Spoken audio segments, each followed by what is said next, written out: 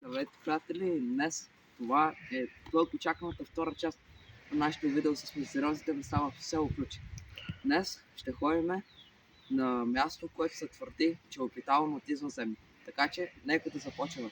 Значи, приятели, тук вървяхме за към нашата местност, на която отиваме в момента, намерихме тази вековна стена, зад която едно време са се крили войниците, докато са се биели срещу турците по време на османското робство.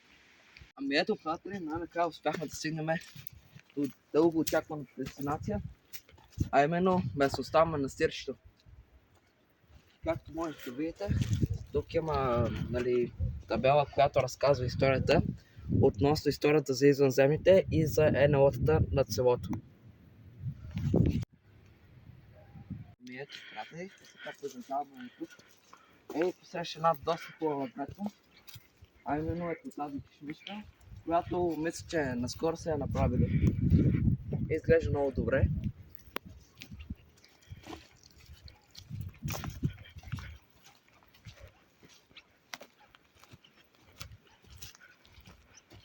Както можете да видите, тук има много красива гледка към гората.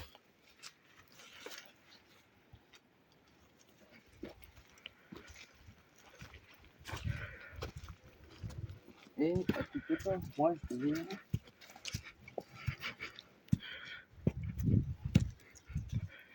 цялото място, къде и има и история за манастирчето.